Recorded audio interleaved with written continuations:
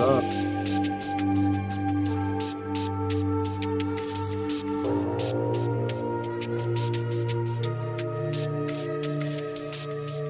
What's up, Brett?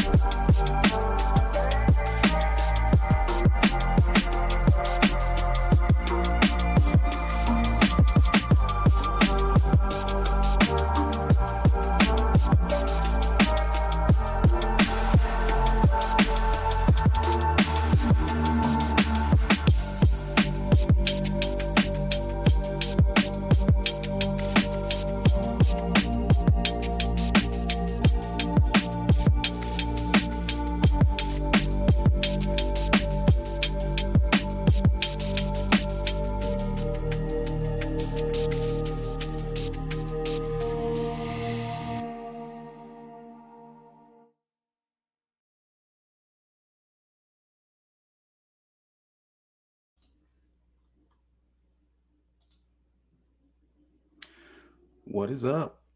How's everybody doing? Welcome to another Sleuth Intuition Live. I think from time to time we're gonna go check in on Bill. Actually, let me see where he is at right now.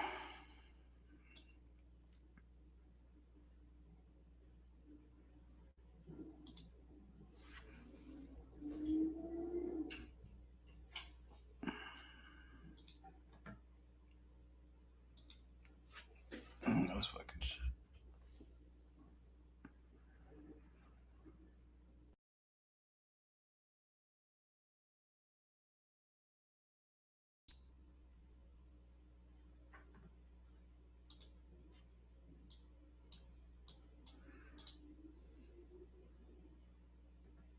So I'm pretty sure it's time to get a new computer.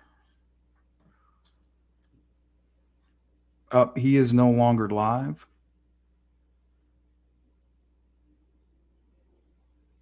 So we'll see if he checks in here in a minute.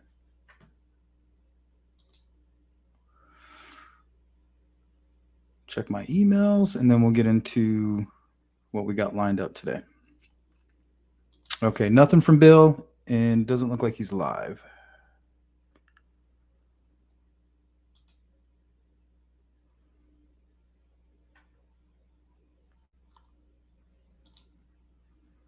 What's up, Derek? Jill Moser. Hey, Shannon. True Crime with Shannon. Good to see you.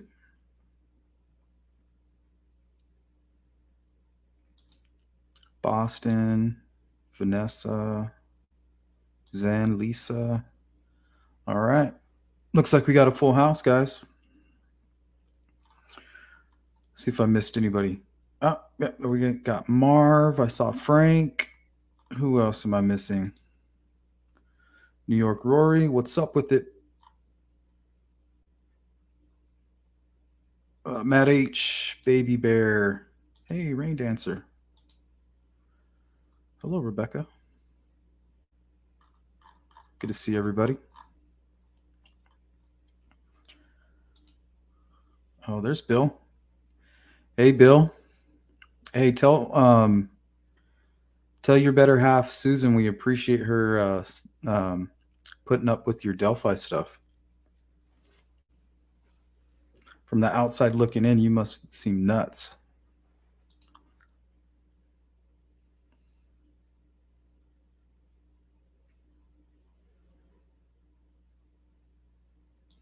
There's Frank. Sees through. Hello. Hey, there's Charlie. Yeah, Bill, we appreciate everything you did. I tried to call you yesterday, um, but not only I don't think it alerted you, but the second that I joined your stream, your whole it seems like it was too much for wherever you were at the bandwidth. It just seemed like it crashed. And then the second I hopped off, went right back to normal. But that was when you were near the bridge, so you probably didn't have a good service over there.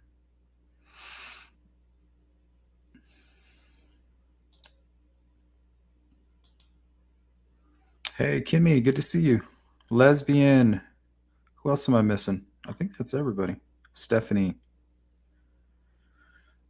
We got a newbie here. So everybody welcome Stephanie K. Feel free to ask any questions. If you want to call in, feel free to call in. Let me go ahead and post this into the chat before I forget.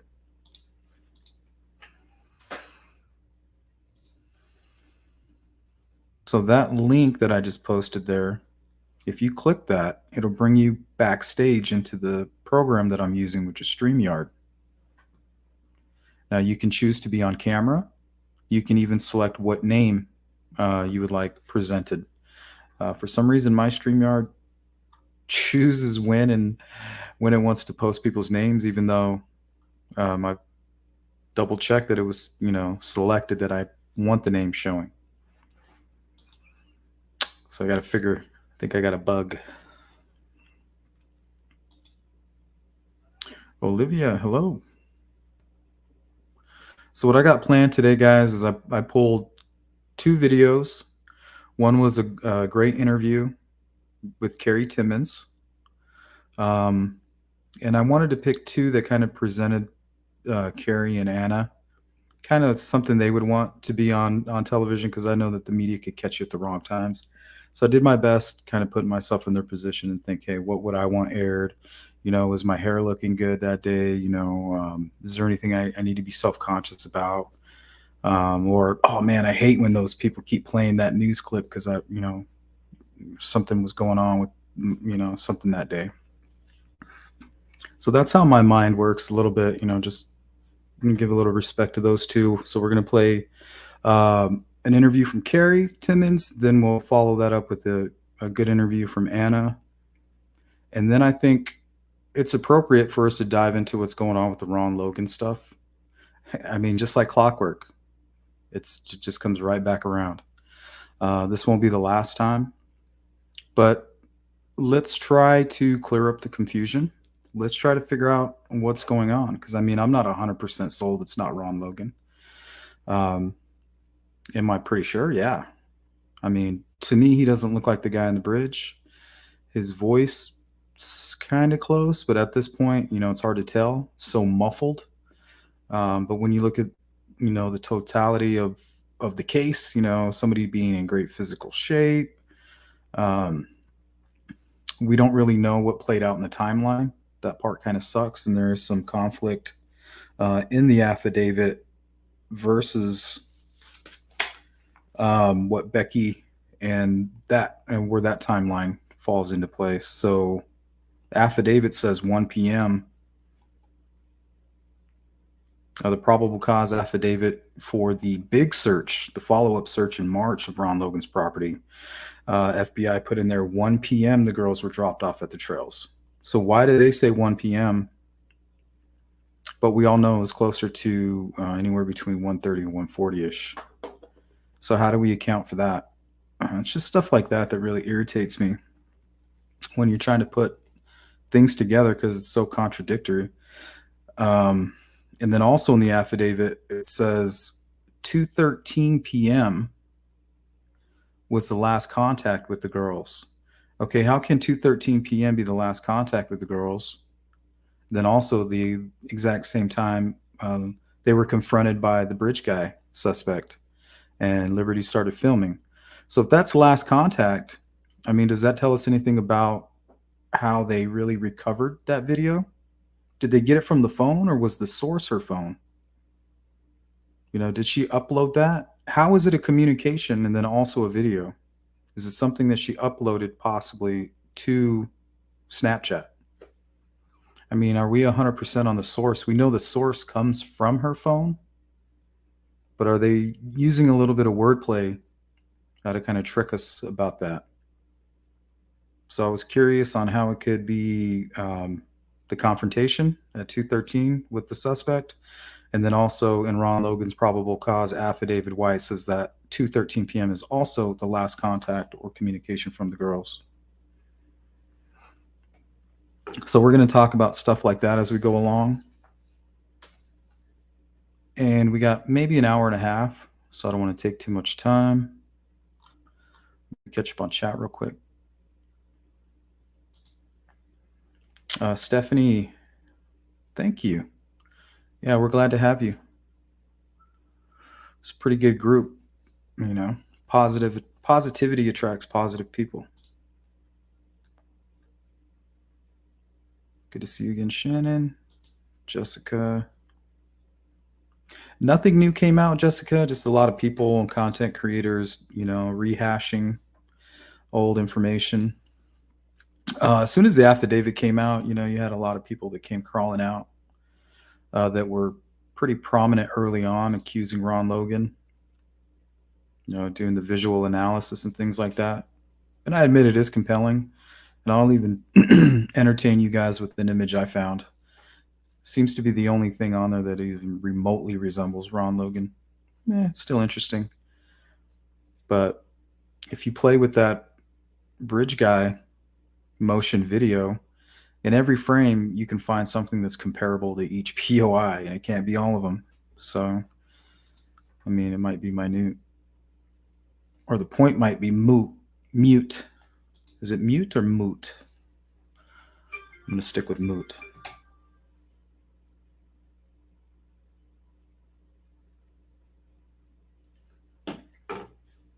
Sorry, those are my ESPN updates for the Canelo Triple G fight coming up this weekend. I'm pretty stoked. Matt H says, I've been following a user on Reddit who posts daily updates from the ground of the river search. Most things on Reddit are silly, like people saying DC and BG. DC was BG, but user Ladybug puts up daily updates. Yeah, there's a lot of strange things. And I blame that on just people being new to the case. Because when I was new, I didn't really know what was going on. I had to figure out, and I'm still figuring out what's rumor and what's facts. And to be honest, we don't know a lot of facts. We don't get our timeline from law enforcement. We just get it from, the kindness of the family being willing to speak.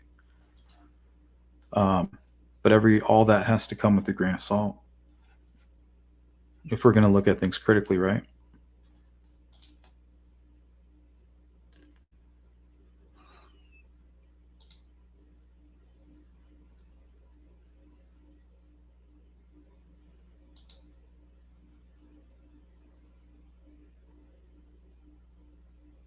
Yep, I agree with that.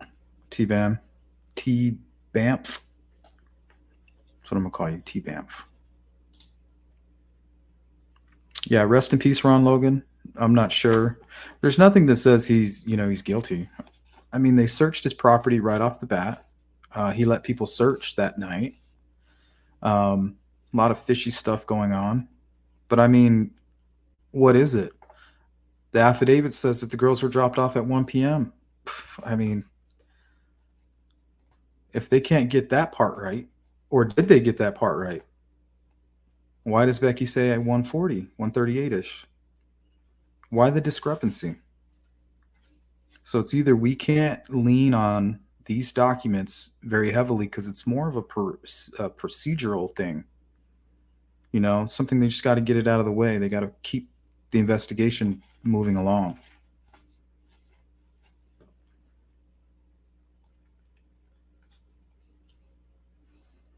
So, I mean, think about it. The affidavit also says there was tons of blood. I mean, they searched his property up and down. It's almost impossible to hide that kind of stuff. Especially if you went from the crime scene right to your house. I mean, it just doesn't make any sense. They would have found something. And all it would have taken would be one piece of blood, just a drop of blood, that belonged to those girls on any part of anything that he owned close to his home. And they would have arrested him, I think, right then and there. I think that piece is enough.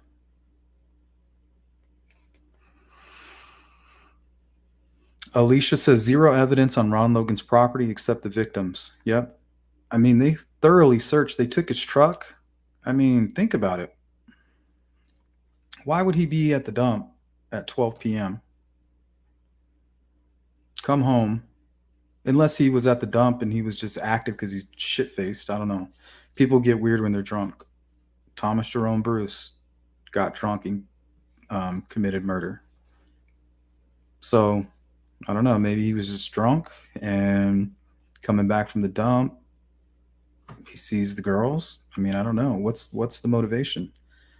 Not only that, how does he stalk them to the edge, commit the murders? Nobody heard anything. There's no yelling, no screaming.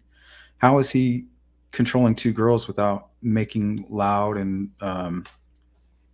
confirming like audible commands, like, yelling and screaming, like, if you don't want me to hurt your friend, like, you need to stop running and come back here. Somebody would have heard that. So how does a 70-year-old man go to the dump? And I'm assuming he was doing work before he went to the dump. That's why you go to the dump, to throw away stuff, the tree trimmings and, yard work. So you got to assume that he was already working. Now he's at the dump, comes home from the dump, commits a double murder, which involved him chasing 2 teenage girls, committing a murder, potentially staging, moving the bodies, getting them up what we think is an embankment. I mean, how does Ron Logan possibly do all that just to head to the aquarium? And also was spotted in Tippecanoe drinking beer and eating pizza. That's a busy day for a pretty old man.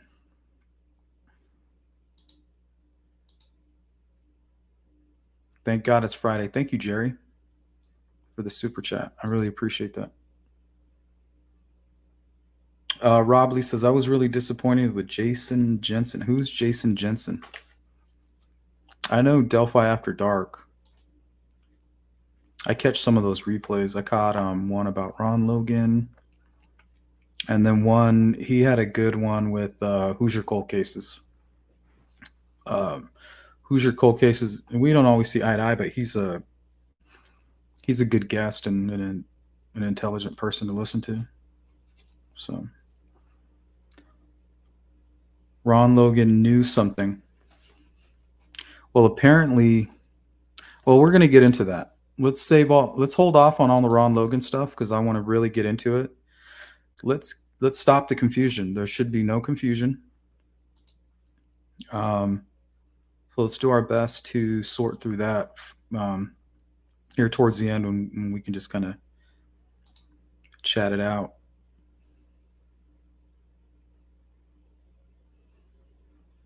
Yeah, and I don't know if it is GPS location. I don't think Ron Logan did it either. Moot. There it is, with 2 O's.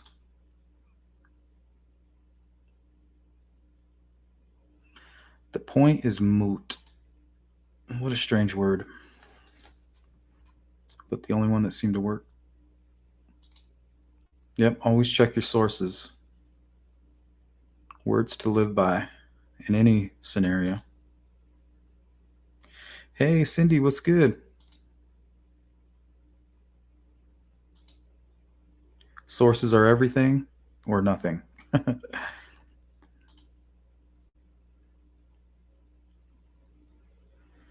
That's where I'm at, Julia. Julia Burns says, I don't see a motive for Ron, but I'm not entirely disregarding him. I strongly believe it's Klein, someone involved with them. See, that's pretty much where I'm at. And the only reason that I say that is because even though the guy on the bridge doesn't look like Ron Logan, I also know how messed up that image is, how distorted it is. All the things that are going on with that image means that it could be distorting who or what is a Ron Logan. I'm just not 100% on that. Do I think that? No. Am I leaning in that direction? Not even close. But to dismiss that, I can't do that. Hey, what's going on, Chopper? Yeah, they may be clueless. The whole Anthony shots could have been them putting everything, almost everything on the table. Like, here you go, guys. That's everything we got other than cause of death and coroner report. You know, that's all we have for you guys. They even showed the full the video instead of a picture. They gave more audio. I mean, what else is there?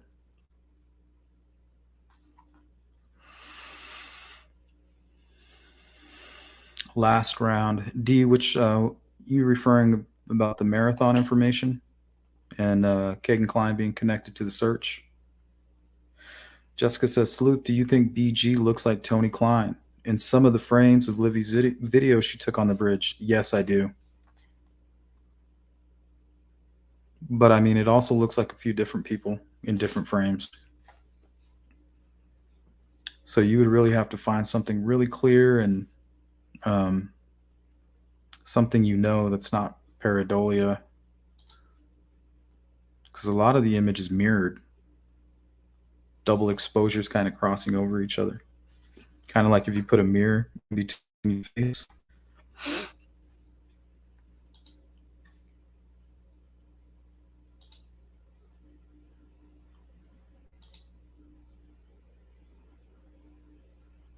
Yep, that's more likely, Joey, than Ron Logan, in my opinion. Because Keegan and Tony run in those same circles or connect. If they don't run in them, they're connected. That small town America. With the mention of drugs and nefarious activity. Those people seem to be able to pick out people that are similar to themselves out of a crowd.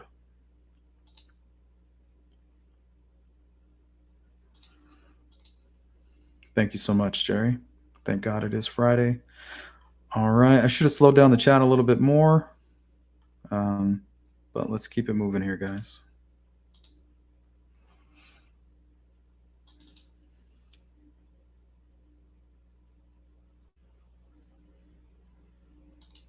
Two teen girls in Indiana went missing while they were out on a hiking trail.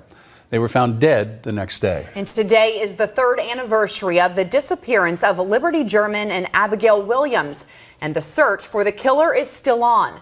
Liberty's mother lives in Lexington, and she talked to us about her push for more answers as the investigation continues. It's the big story at 5:30.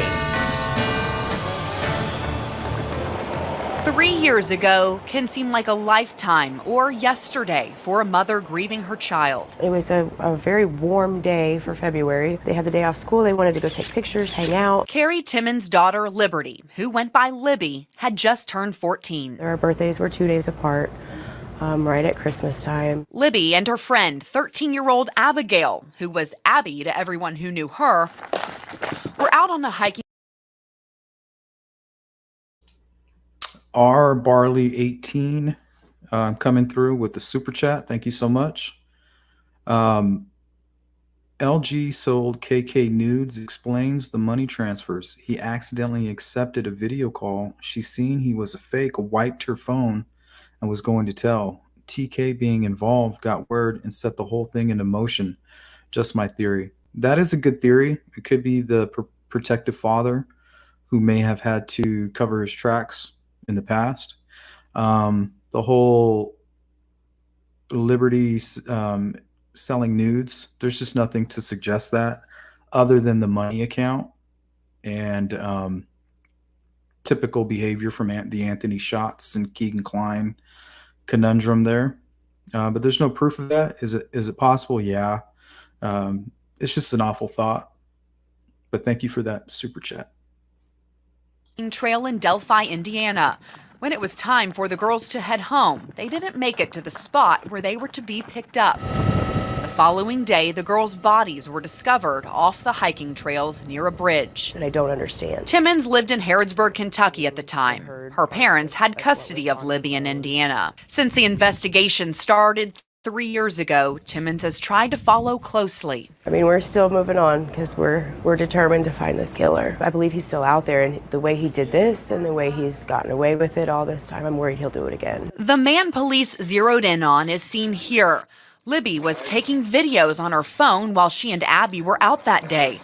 She focused in on this man, and seemingly for a good reason. She must have known something was happening. She wouldn't have focused on him. In addition to the images captured of the man, police have audio of the man's voice from the cell phone video. And last summer, this composite sketch was produced. Though investigators have released the visuals and the clip of the man's voice, they have yet to determine who this man is. I don't want any other mother to go through this. This is honestly the worst thing in the world to have to deal with. And not having answers is probably the worst part because my brain fills in all the holes or attempts to fill in all the holes. Despite the pain it brings, she wants to keep the girls' names out there and keep the story alive. In an effort to generate more tips and keep this case top of mind, Carrie Timmons is also part of a podcast that launched last week. We've got a link to more information about the podcast. On June 23rd in 2002, that little girl came into my life. For the first time in 14 years, Anna Williams can't blow out the candles with her daughter Abby. How are you feeling today? It's been a roller coaster. Happy for the most part, trying to be happy. Planning something for her birthday, just like any other party, any other year. She's not here, but we're gonna make the best of it. Police say someone murdered Abby and her friend Libby last February after the girls went hiking on the Monon High Bridge Trail. Detectives released an audio recording and this suspect photo, both found on Libby's phone. Officers still don't know who this person is. Takes your breath away. Try to be grateful and blessed, and we really are for what the community's done for us. But the other part of you says, I wish we were going fishing, and I wish we were going camping, and I wish that she was coming with me to my 15-year class reunion next weekend up north, because that was something we planned on doing in January. Are you still optimistic that police will find whoever did this? 110% of people are talking about this being a cold case, and this is not a cold case. We believe. We believe they're going to do everything they can, and they're going to find who did this to our girls. Sheriff Tobe Lesenby says detectives from the FBI, state police, and Carroll County are still working the case. He says investigators hear 50 to 100 tips every day. If the person who did this is watching, what would your message to them be? We're still going to find you. The Williams have a family tradition on birthdays: no store-bought cakes. It's always been, just this little personal thing that we've always done. From dirt bikes to Charlotte's Web, Anna drew in frosting whatever Abby wanted that year. Today, she wishes she could bake just one more cake for her little girl. All those things that you just take for granted that you're going to get to do.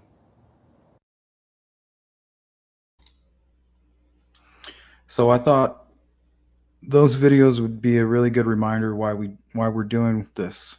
Why we talk about it, why we can't stop talking about it. The pain in Anna's voice should be the pain in her voice, and what Carrie says, that she doesn't want this to happen to anybody else. And I don't want it to happen to me. I don't want that pain because I don't know if I can handle it. So that's what this is all about.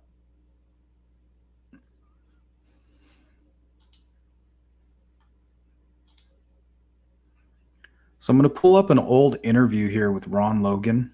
Now, if this guy's guilty, he's got to be one of the coldest SOBs I've ever seen in my life.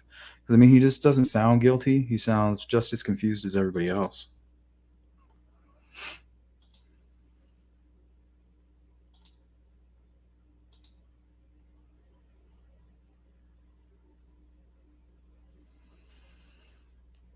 Well, Bill from Delphi Timeline, the new channel he put together, he's been going live, and he was just out there. I don't know if he was able to find anybody.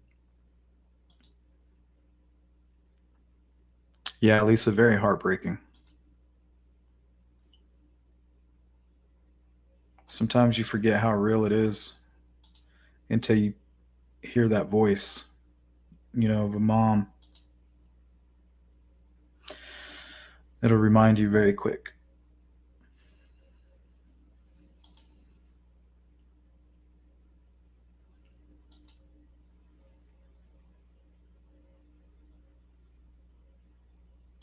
The surname?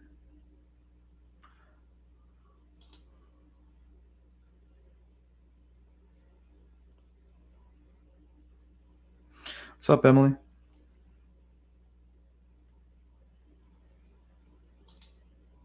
That's an ugly thought. What's up, APAP? They go from person to person trying to frame whoever they can at the time. Yeah, who's doing that? Who's got their hand in the cookie jar? No, I don't remember that, Digital. It's the first time I've heard of that. Yeah, Joey, even trying to think about it kind of makes you weak, in the legs. Your mind just goes, nope, can't process it.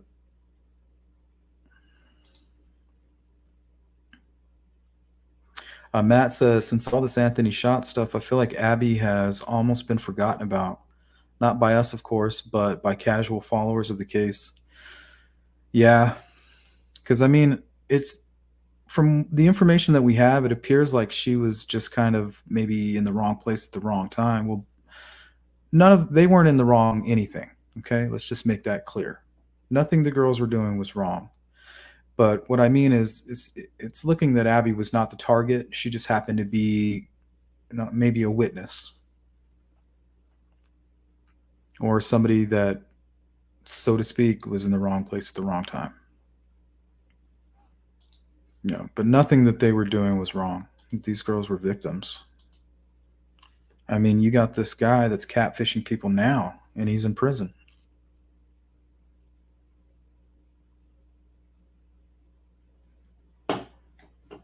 And we're talking about grown adults.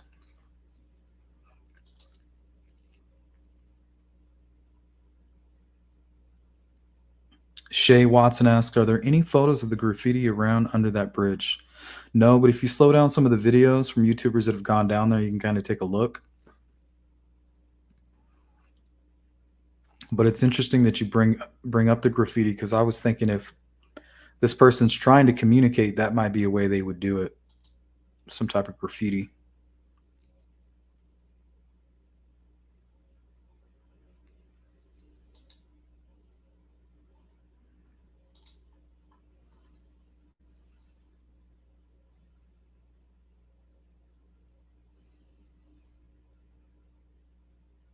Imagine Boston. Boston says, set up all local schools to do checks on kids' phones. Let's see what was really going on.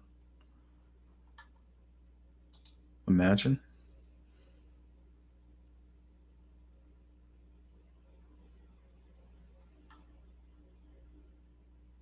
Yeah, they might have been leaning towards Ron Logan.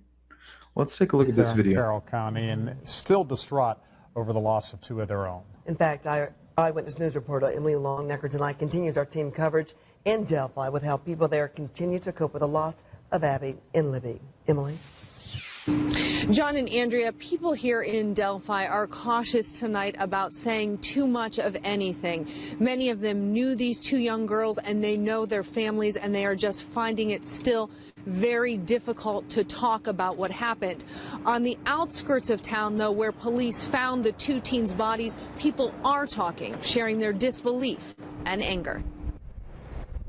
Against the beauty of the sunshine and bright blue skies Wednesday, it was still hard for Ron Logan to believe the violence visited upon two young teens just out for a hike on a day off from school. Who would have thought they'd let their children out to do something special that day? Take a trip down and then turn out with a disaster like this. For 53 years, Logan's lived on the country road near the trail that leads to the Monon High Bridge. People walk up and down with their children, and yeah, it's quite a nice little trail, and the bridge is real. Never, though, has Logan seen anything like what he has this week. The search for an eventual discovery of the bodies of Libby German and Abby Williams. The area that they were in is very hard to get to. I mean, you can't get there unless you walk there. I mean, so somebody would be walking with them or something. Those are the same kind of thoughts Marvin Sandifer keeps mulling over. His daughter used to hike the same trail. She said, I've seen a couple scruffy looking guys back in there, but, you know, they never bothered me. They went on their way. Sandifer is anxious for investigators to identify a suspect. I'm not really scared. I'm just worried that it would happen again. That's why he hopes someone knows or saw something on that trail Monday and can lead investigators down the right path soon. I hope they catch him tonight, and I hope they make him pay.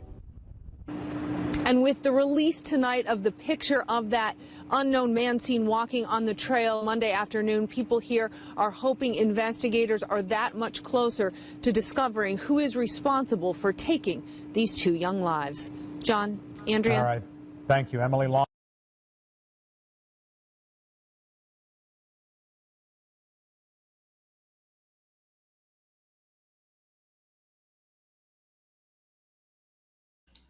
If Ron Logan is guilty, he's cold-blooded.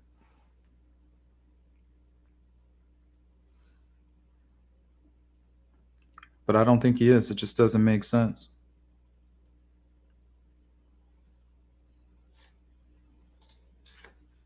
So let's take a look at the affidavit.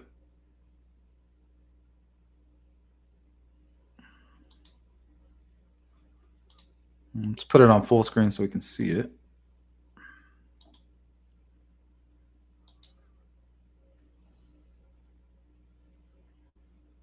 Hey, Bogey, good to see you. Says, wonder if there's a link between Ron Logan and TK. If there is, I haven't seen one. Not even in the slightest.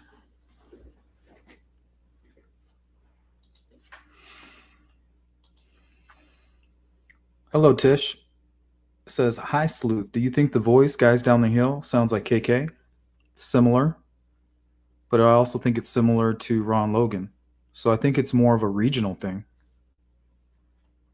So to me, if Ron Logan and Kagan Klein both somewhat sound like that audio, I'm thinking it's safe to say, and they're both from there. So I think it's safe to say that maybe that's why they think the killer is local. Maybe it has something to do with the voice. Or that could be part of it. Of course, the location is the majority of the reason they think that, in my opinion. Hey, good to see you, Eminem.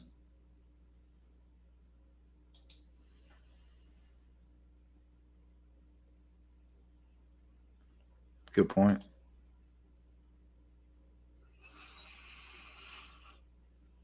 Fancy, I haven't heard one either. Nothing official.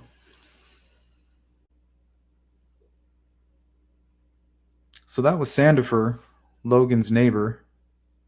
He said that his daughter goes up and down those trails. And she came back and said, yeah, you know, I seen some scruffy guys back there. Not, you know, not at that time, but probably overall, you know, in the amount of time that she's been back there, she's only seen 2 scruffy guys, but they never bothered her.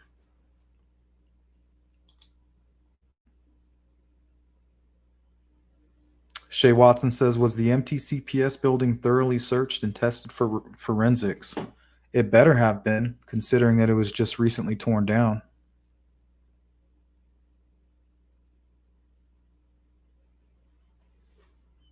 If that thing wasn't searched, because I mean, it had to have been. We saw all the pictures of the forensic vans and trailers and stuff that were parked outside the CPS building. Guarantee that place was searched up and down. They may have even found something in there. Lots we don't know.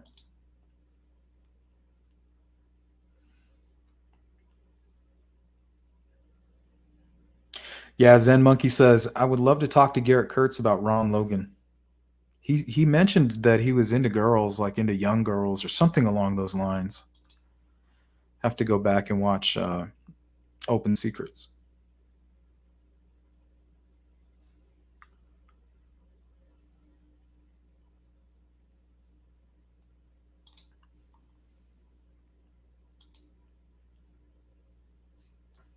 Wanda says, I can't see a 77-year-old walking on that bridge like that. I mean, I can. Just knowing he's a strong, American, I guess farmer. You're constantly using your body and staying in shape, just making a living or, upkeeping your property. So I can see him waking up, let's say sleeping in till about 12 o'clock, waking up, downing a bottle of whatever, getting so drunk he's just kind of out doing stuff he shouldn't be doing, inhibitions or whatever, and he ends up somewhere near the bridge. Or maybe he was even hunting. It was a Monday. He's like, shit, I'm drunk. I'm going to go hunting. Maybe he was sitting up in the deer stand. He's like, shit, here comes two girls. They're not supposed to be here. They're obviously ditching school. They're on my property. And maybe he wasn't thinking. Maybe he's just acting. And I can see something like that. But we know that he was up early in the morning, went to the dump, came back, apparently went to an aquarium store, and was also seen drinking and eating food in Tippecanoe County. So if it was minus all of that and just the thought of him committing the crime at 77 years of age, maybe.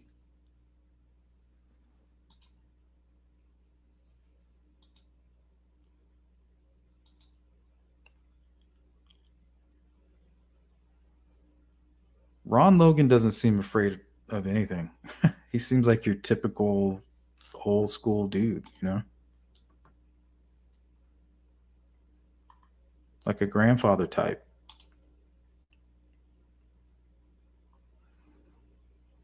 All right, so we're going to focus in right here.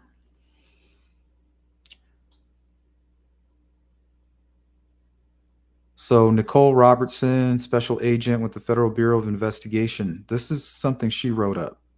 This is her sales pitch. She's trying to sell the Ron Logan idea to a judge so that they can further their investigation and search property. Again, the entirety of the property. So it says here on February 13th, 2017 at approximately 1 p.m. So why would they put approximately 1 p.m.?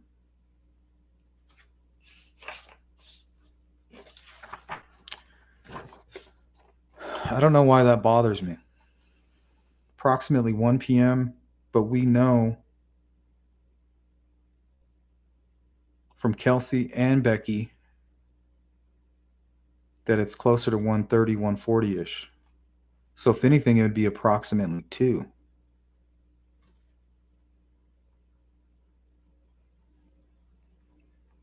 Okay. And then also, it gives us the coordinates here of where they're actually the crimes or where they were located. And it also states here at approximately 2:13 p.m., which was the time of the last contact. Okay, so how are they making contact with these girls while she's videoing the suspect on the bridge? Or did it happen right at one right after the other? Did they see the creepy guy, make a phone call like, hey, trying to call dad, he's 30 minutes out or something, or he didn't pick up for whatever reason. And then as soon as she hangs up from that, maybe left a voicemail, then starts filming. Is that possible?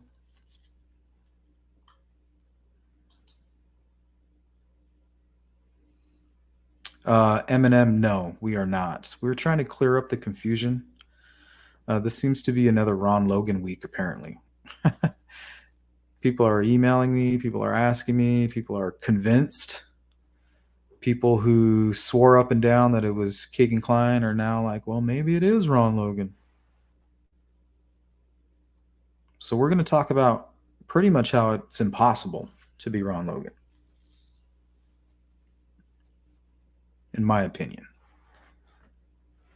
Okay. So this may not point to Ron Logan, but it's very revealing as far as the details of the case. For example, that's where we get the 2:13 p.m. But I mean, how are they making contact with the girls, and then the girls also making contact with the bridge guy through a video? So I thought that was strange.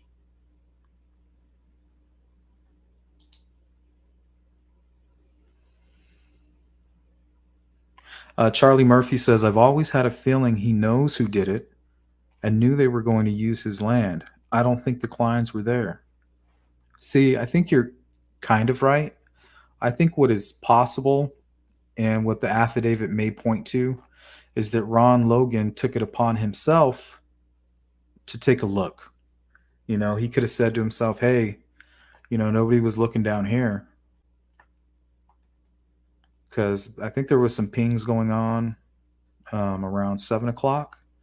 So he could have kind of been participating in the search, or just maybe helping people who were searching, like, hey, if you go this way, there's a trail, or here, if you want to use my property, please, I'll open the gate over here. You can come through on this side. And he may have just been kind of lingering about. Come early morning, the sun rises. He walks down there, and sure enough, just over the hill, he can see him. He's like, shit. What do I do? I need an alibi. I was out drinking.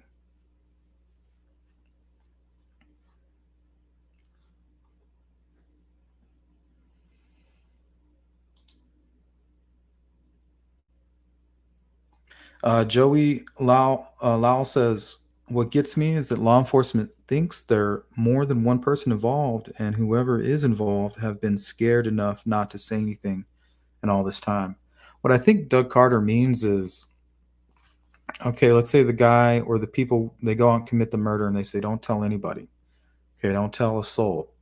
And then one person can't help it.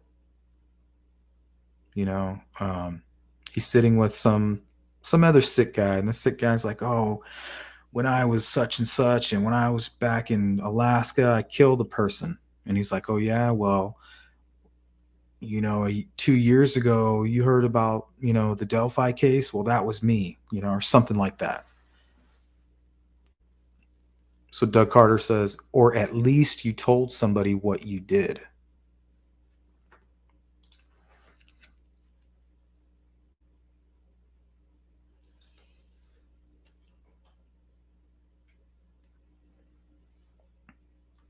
Okay, so let's keep moving along here. The victims were to be picked up by the family members at about 3 p.m., and the victims never met with the family member. So that means that that's when Derek showed up, according to the affidavit. So he shows up right at 3 o'clock, and we know he left at about 1. So that's consistent with him. 40-minute drive, pictures, 40-minute drive back. Considering he stopped, probably got something to eat, maybe gassed up. Who knows? Shows up at 3 o'clock, and there was nobody there to meet him. Approximately 5:30 p.m. was the last successful ping of the cellular phone by AT&T. We know from witness reports from Mike Patty, he says that the phone was pinging around town. And at about 6 o'clock was completely off. The victims were located deceased on February 14th at approximately 2:17 p.m. at, I forgot to highlight this part, but it says here specifically at the above listed latitude and longitude. So these coordinates, according to this affidavit, are where the bodies were located.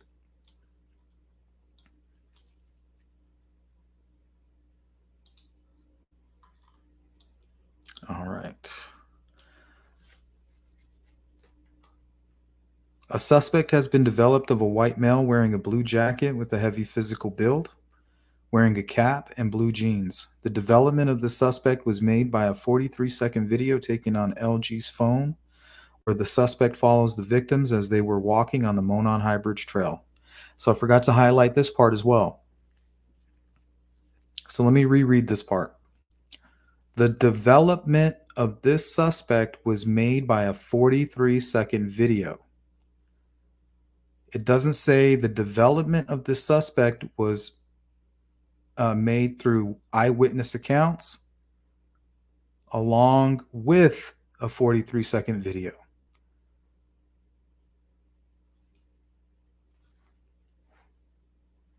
So I just wanted to point that out. Also says here where the suspect follows the victims as they are walking on the Monon High Bridge Trail. So maybe does that tell us that he didn't come from the south end, that he followed them? Or did he follow them onto the bridge from the south end, confront them, kind of take a look at what was going on closer to the trails, all clear, like okay, we're going to do this now. We're going to go ahead and proceed with the crime.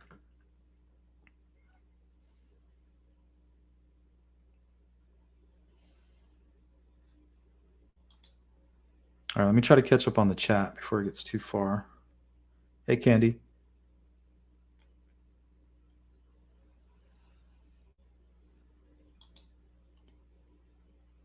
What's going on, Fancy McIntyre? Law enforcement would make a statement if it wasn't.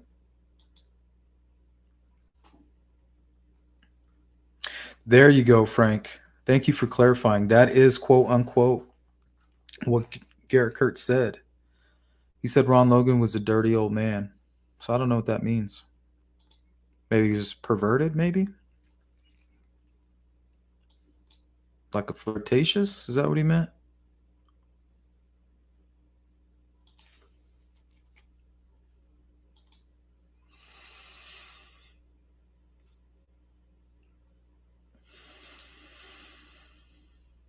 Saddened or remorseful.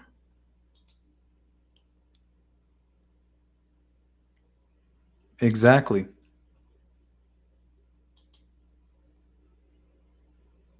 I mean, there was a lot going on. This person must have been high as hell on adrenaline or something.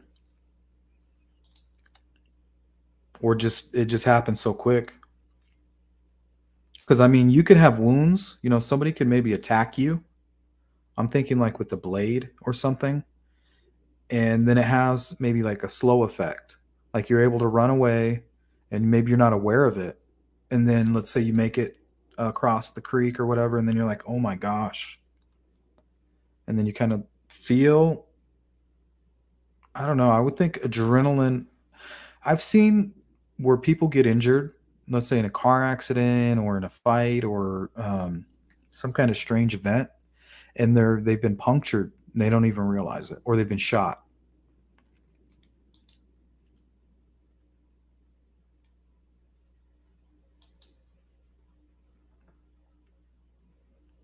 Yep, I believe Ron Logan was eventually, or an eyewitness came forward, or they eventually were able to put him somewhere where he could not possibly commit the crime. I think that happened in April, just after this large search warrant and the search took place.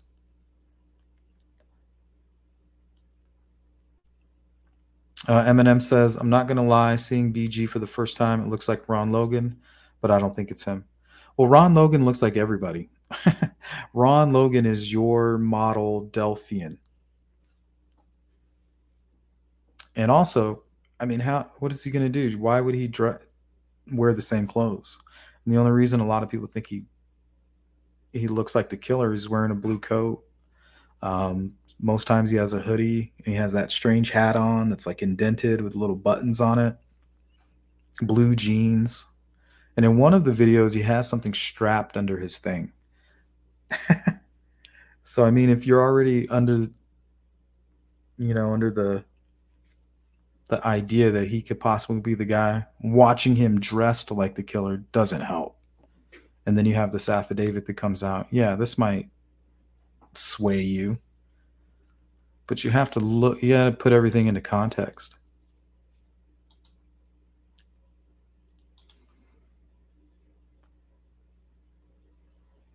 Yep, salesman ploy. Beach Fairy says, I think they just made the search warrant look that way to get it approved, but I can't see him being involved. Hard to say no to a search warrant so graphic and detailed. Yeah, and necessary. It was necessary to clear him. But the only reason I'm 95% is because I really don't think he looks like the guy in the bridge. But I'll show you an image that looks very similar that I was able to find personally.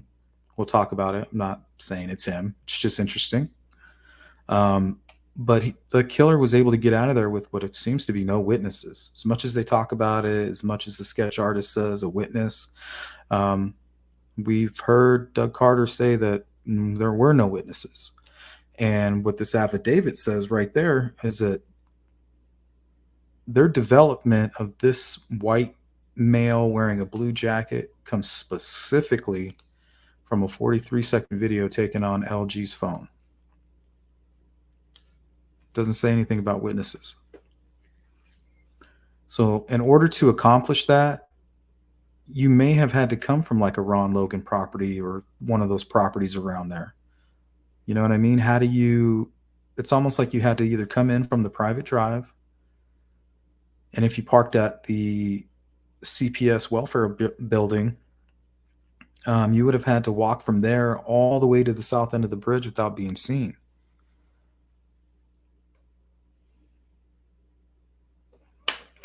So I hear time and time again there was witnesses that seen somebody with the face covered in a blue looking like the older person. I haven't heard any verification. At least the dog lady theory or the Kay Weber theory, seeing somebody or possibly seeing the younger sketch, we hear Kim Riley and Doug Carter slip of the tongue saying she and mentioning not the blue eyes. So, it correlates with that story that we hear from Julie Melvin also. So I tend to believe that part of it. And another thing that frustrates me, it almost seems like they have no idea who this killer is right here. Listen, no person has come forward and identified himself as the person who met the victims and made the statement in LG's video. Therefore, it is believed that person in LG's video participated in the killings. Oh, the person didn't come forward, so that's the guy. So is that what we're going with? We know that this guy on the video is the guy who communicated with the girls. He didn't come forward, so he's definitely, he definitely participated. Can you say that? I mean, that's likely.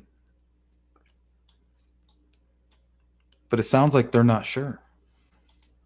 That's kind of the part. That's the part I wanted to talk about. They don't seem sure about it.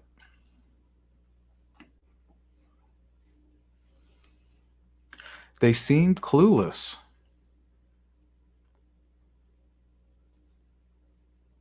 The guy didn't come forward, so therefore he's our guy, or at least one of them.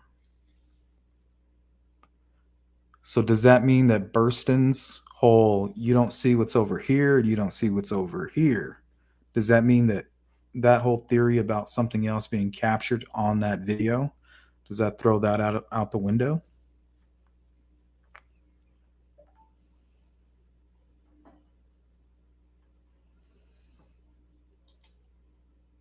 Rita, thank you so much for the super sticker. It's not KK or Ron Logan. Well, who the hell is it?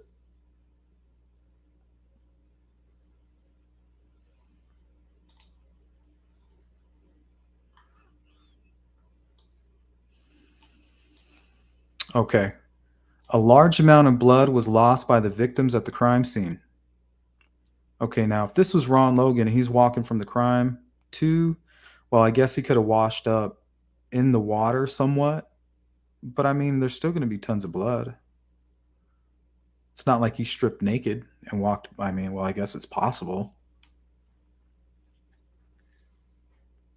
In order for him to not have blood on him or on his property, it just seems impossible to me. Because the nature of the victim's wounds, it is nearly certain the perpetrator of the crime would have gotten blood on his person or clothing. Okay, so let's say this person did get get blood on his person and clothing, and then went into the water and back out. Does that change anything? And that's just more activity for a 77-year-old male. You know, that's a lot going on for an old guy. Logan is 77-year-old male. Logan's physical build is consistent with that of the male suspect videoed by Libby on the Monon High Bridge Trail. Logan owns farmland and cares for large farm animals. Basically, they're saying he's corn-fed.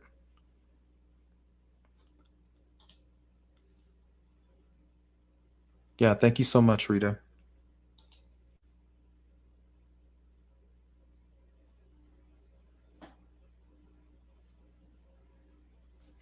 Charles says, it's a special weapon. Only the killer would know. That's why they need KK to identify it. But Ron Logan had special weapons in his property. Yeah, and that's listed in here as well. It could have been a homemade knife. A lot of people are into that. It's not hard to make a knife. If you know how to work with metal and have some tools.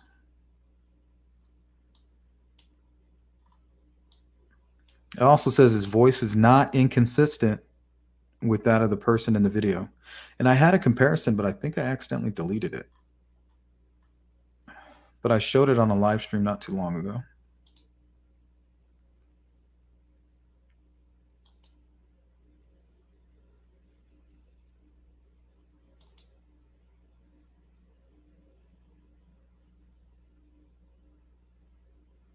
Wow, Marv, that's scary.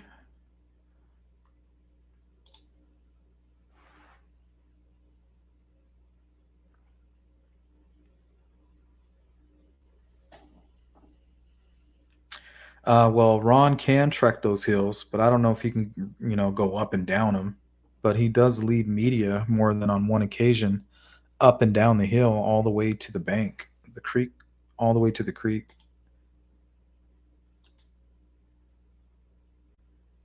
Yeah, he's still out there. Whoever did this, nobody's been charged for this crime. Keegan Kline hasn't been charged. Nobody associated with Keegan Kline has been charged. Ron Logan, you know, they're not really interested in him. Whoever did this is still out there.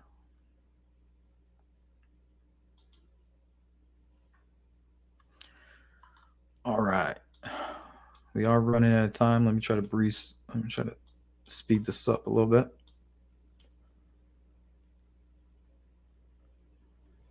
Okay, and it was also discovered that blank of one of the victims was missing from the crime scene while the rest of their clothing was recovered. It also appeared the girls' bodies were moved and staged. Based upon my training and experience, it is common for perpetrators of this type of crime to take a souvenir or in some fashion memorialize the crime scene, whether by photos or electronic or digital methods that are then downloaded onto computers, storage devices, tablets, phones, iPad, etc.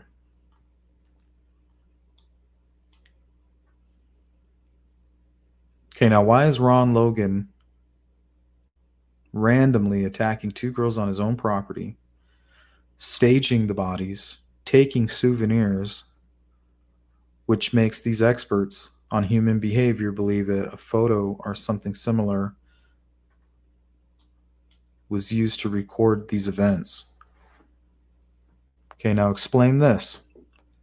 LG and AW had no visible signs of struggle or fight. I mean, how do you argue that? That's a bold statement.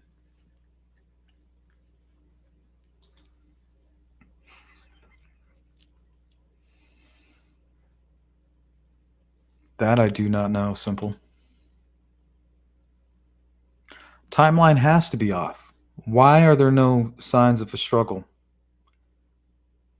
And if there was no signs of a struggle, why the hell was Libby's shoe found on the other side of the creek? These are the things, the details that bother me the most. How do you run for your life, but then not have signs of a struggle or fight?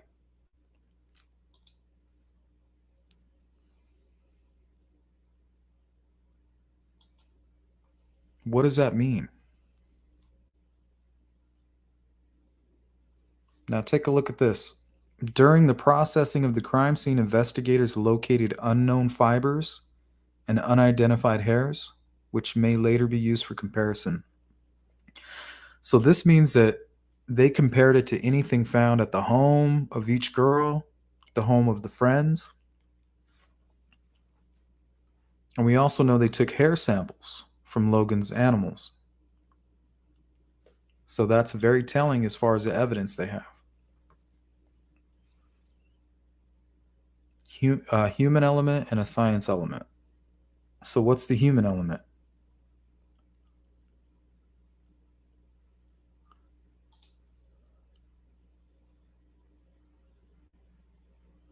Maybe a fingerprint, small drop of blood from the perpetrator.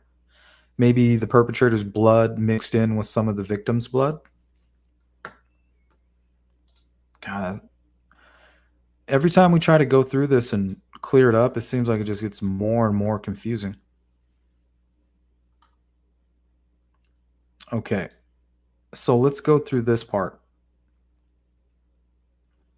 This is where Ron Logan was attempting to create an alibi, which made him look very guilty, in my opinion.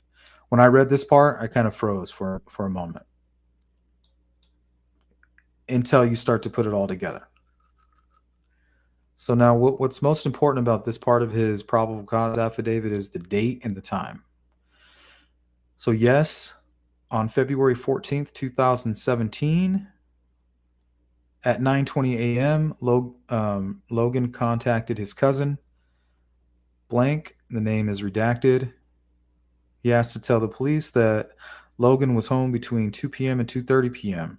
So he's trying to get him to cover him between those time, 2 p.m. and 2:30 p.m., which is pretty suspect, considering the confrontation happened apparently at 2:13. See, so this would make anybody stop in their tracks. But you got to remember, by February 14th, 9:20 a.m., a lot of the facts had already been presented. A lot of the facts were already put in the news and were already circulating around that time. So my theory is Ron Logan, at probably around 9 or even earlier, woke up and saw the girls down there from that hill. Because when he takes the media down there from that hill, you can look down and see the crime scene. In that early morning sunlight, from that perspective, I think he saw them and he thought, oh man, they're gonna come out. I'm the first person they're gonna talk to. They're gonna find out I've been drinking, that I was out there driving. I need to figure this out. Came up with this alibi. I don't know if it makes him guilty. I think he knew the girls went missing between 2 and 2:30. I think everybody knew that already.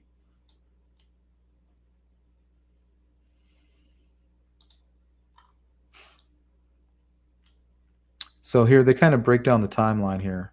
So a receipt from an aquarium world in Lafayette dated February 13th at 5:21 p.m. was found. So that's a 30-minute drive. So that means he left at about, what, 4:50? So that means he cleaned up all the evidence tying him to the crime and had time to make it to the aquarium. I mean, come on, man. What is this guy? And we're talking about a 77-year-old man. It's just not possible.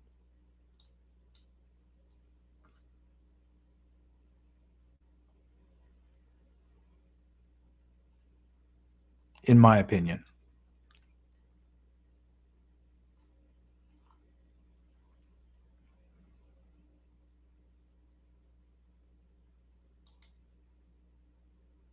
Yeah, in my opinion as well, September.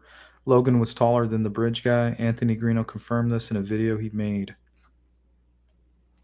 Yeah, I think the bridge guy is a little bit shorter. I'm going to say anywhere between, I would say 5'6" and 5'10", depending on his build and how the image was skewed or distorted.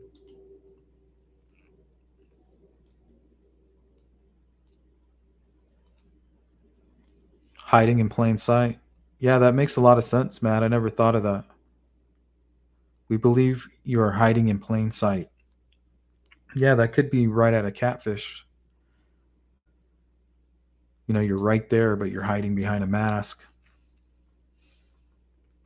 Never thought about that.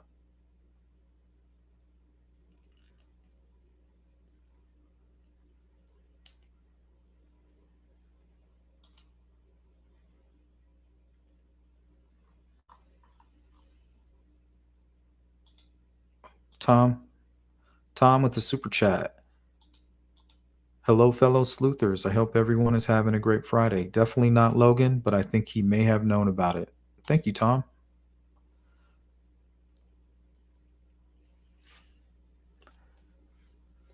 But it's weird because every time people try to tie Ron Logan to the crime, they say somehow it has to do with him looking like Bridge Guy. So we'll take a look. That's something I found, and we'll get your opinion on it.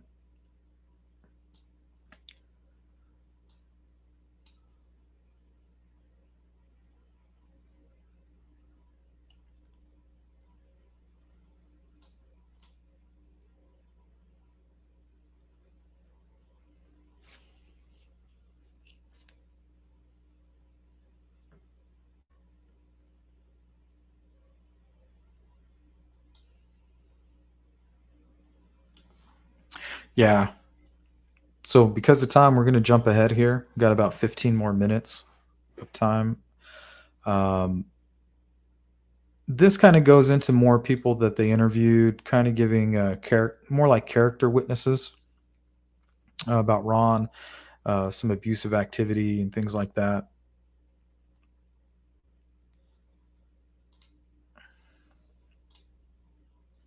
So let me find this image that I had.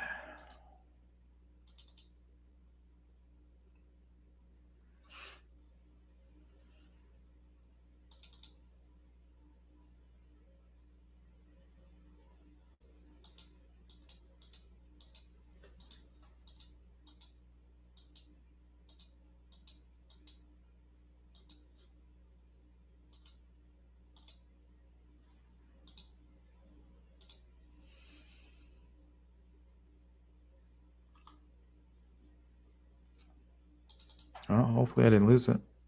Oh, there it is.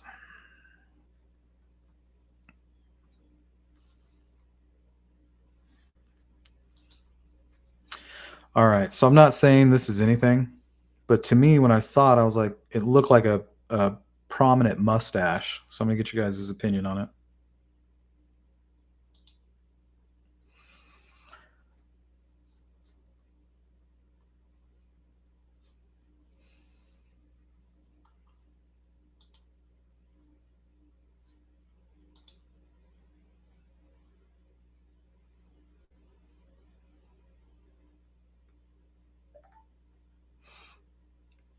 What are you talking about, Charles? I think I posted every one of your comments so far. I've looked for plain sight, no video programs by that name. No, I think plain sight, the reason they... Oh, I think I know what you're talking... Never mind. Sorry.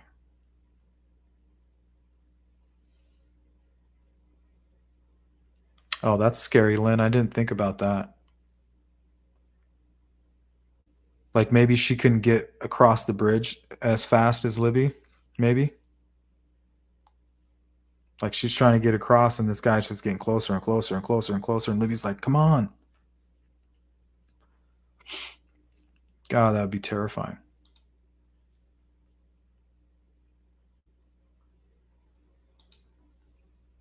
Hey, what's up, Melissa? I'm not sure if the cousin is incarcerated or not. I haven't checked.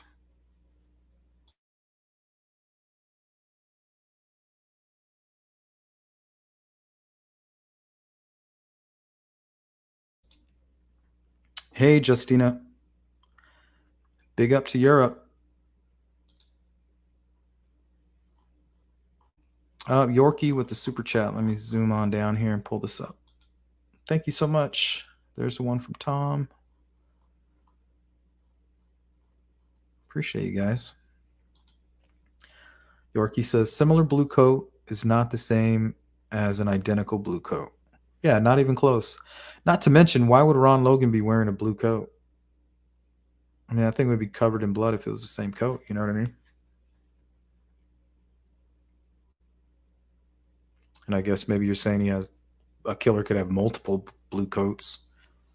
Throw the one with blood away, and the other one that you put on is somewhat similar. Hey, Remy's.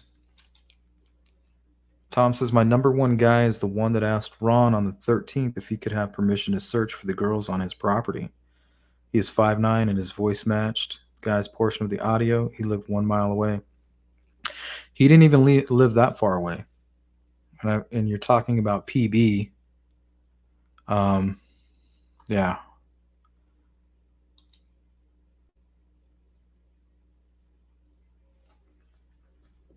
That's a tough one. Definitely on the table, in my opinion. Super chat by R Barley 18. Thank you so much. Kind of new here, Sleuth. Have you ever looked into or discussed the former mayor, Shane Evans? Missing transcripts, always looks suspicious, and the pressers has that hitch in his step, has the build. Something I tried to look into, don't know how. R Barley, there's a lot of people that are looking into former Mayor Shane Evans. I mean, to be honest, I think it's not impossible, but if you want my honest opinion, it's lazy. Yeah, he looks suspicious in that presser, but I think he may have just been shown some information or heard something for the first time. I wouldn't put it past anybody because nobody's been arrested. There hasn't really been a solid angle. So, but I'm going to say there's nothing that's really pointing at him. Yeah, he kind of fits the description, but what is the description? I mean, look at this image here. Here, let me zoom in on this. Look what this looks like. This could be complete pareidolia right here. Look at that. Doesn't that look like a predominant mustache? With like a cigarette in the mouth or something?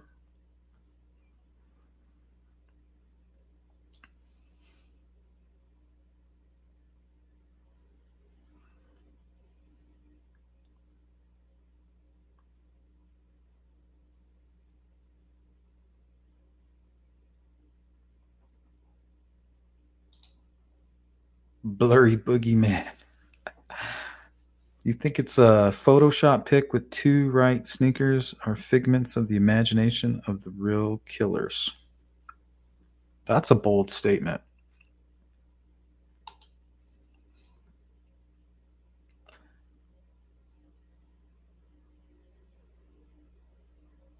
Joey Lowell says, be more yes.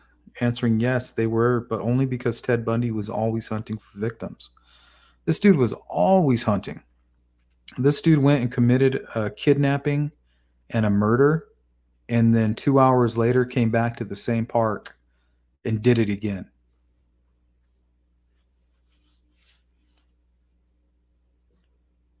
That's freaking nuts.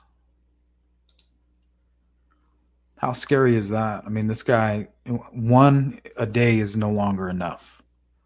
I need another one.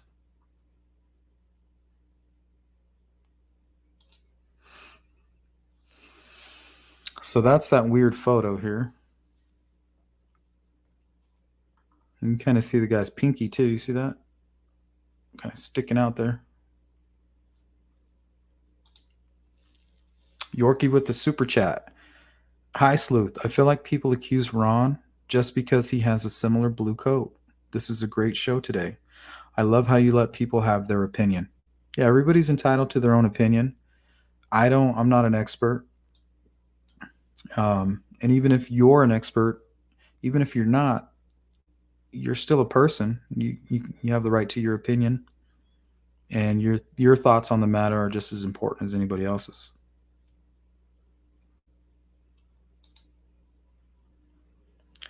Yeah, it doesn't look like gloves. You can almost see a pinky nail there.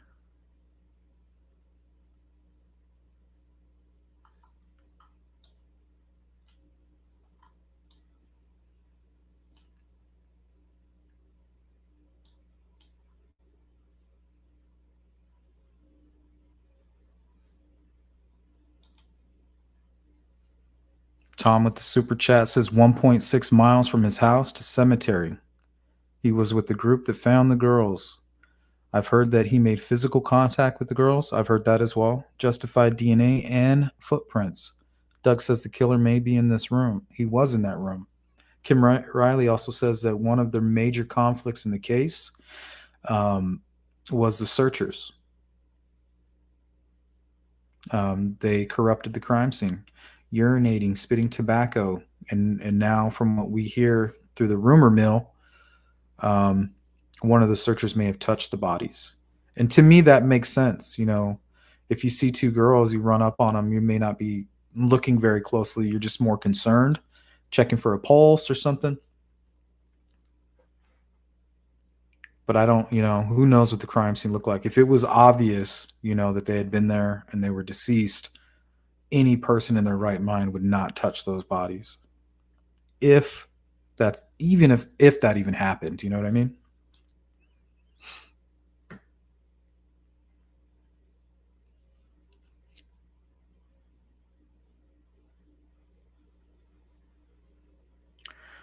Yeah, that's true, Anna, but why no evidence? They searched his property right away, and then they came back and did a huge search with the FBI.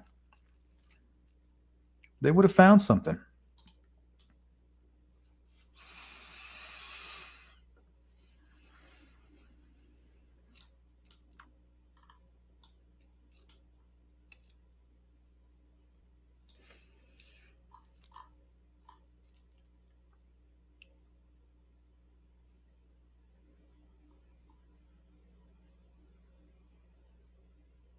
Yeah, it's a very strange image.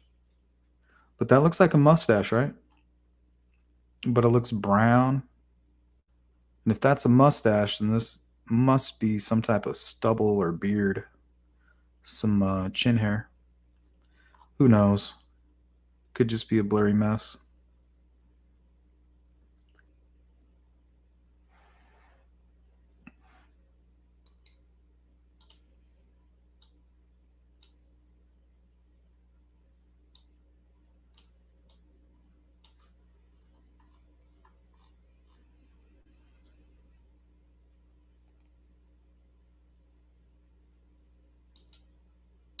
All right, we're going to hang out the last 5 minutes in the chat room as we get ready to end the live stream, guys.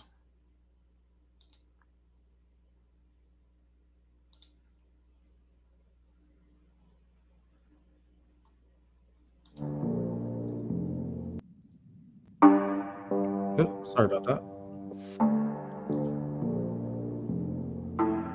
Losing my DJ skills.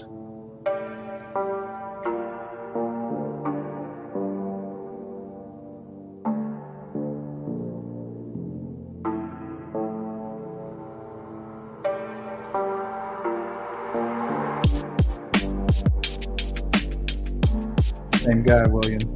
But all these stories about that guy, PB, none of them are verified. All this information is unverified. We have a truck that's seen on the RTV6 chopper footage. Is that his vehicle? We don't know. But I do believe that he is mentioned in the radio chatter.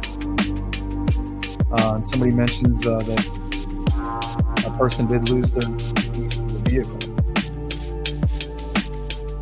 So yeah, there's just nothing pointing at the poor guy other than circumstances. We can't really lean on that too much, but yes. If he's involved, law enforcement is well aware of it. Hey, what's good, Jill?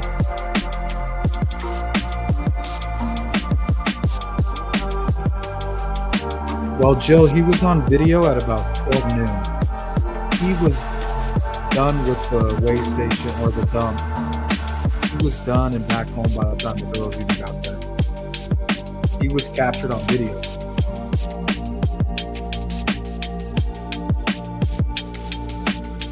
Tom with the super chat, thank you. I do think he was with KK. I don't think KK actually killed them. TK and PD were both in a motorcycle club called Outlaw Motorcycle Club. That's interesting.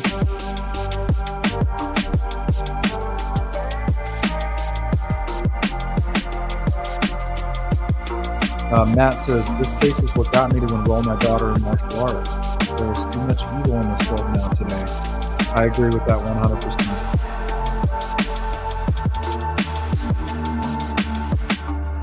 Yeah, Stark, you're right.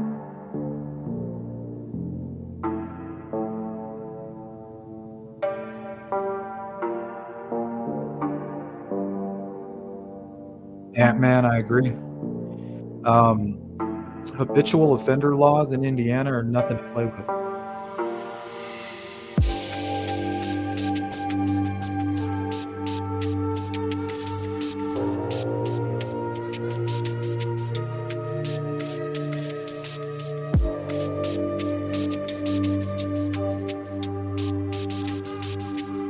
Thank you, Vanessa. Thanks for holding it down in the chat.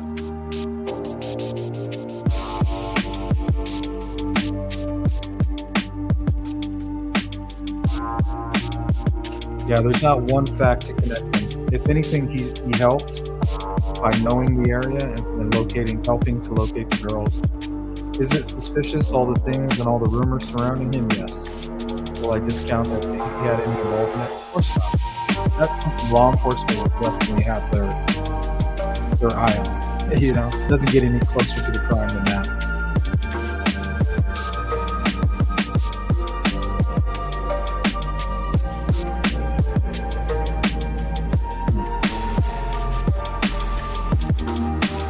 Joey PB was somebody apparently that was part of the search. Also a neighbor of Ron Logan, and may have been with the small group that located the girls on the 14th. There's a whole lot of speculation and rumors that surround him.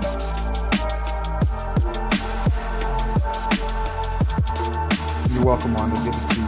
Catch you at the next members meeting. Hey, Dave.